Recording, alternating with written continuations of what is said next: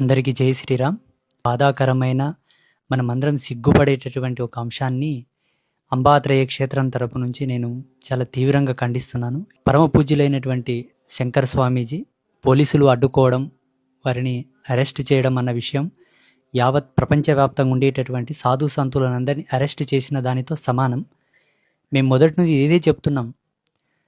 జరిగేటటువంటి పరిణామాలన్నీ కూడా ఇంటి వాళ్ళని బయటికి దొబ్బి బయట వాళ్ళని ఎత్తుకునే పనులే బంద్ చేయాలని చెప్తున్నాం మేము. ఇది మంచి పద్ధతి కాదు. స్వామీజీని కాదు మీరు అడ్డుకున్నది, భరతమాతని, ఈ దేశాన్ని, ఈ దేశ గౌరవాన్ని, ఈ దేశ ఔన్నత్యాన్ని. స్వామీజీ ఏం చేశాడు? ఏమైనా టెర్రరిస్టా, నక్సలైటా, ఉగ్రవాదే, తీవ్రవాదే? పాకిస్తాన్ గెలిస్తే ఇక్కడ బాణాసంచా కాల్చే వాళ్ళని, పాకిస్తాన్ జెండా పట్టుకొని ఊరేగింపు చేస్తున్న వాళ్ళని, పాకిస్తాన్కి జిందాబాద్ అంటున్న వాళ్ళని ఎందుకు అడ్డుకోరు మీరు?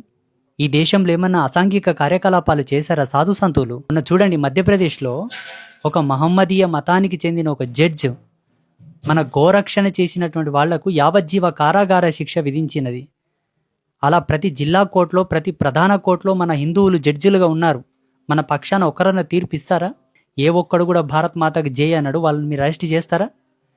నోరు తెరిస్తే ఈ దేశానికి విరోధభావం కలిగించేటటువంటి నినాదాలు ఇచ్చే వాళ్ళని మీరు అడ్డుకున్నారా? పరమపూజ్య స్వామివారు ఏ ప్రసంగానికి వెళ్ళినా, ఏ స్టేజ్కి వెళ్ళినా భారత్ మాతకు జై అంటాడు, భారత్ మాతకు జై కొట్టిస్తారు.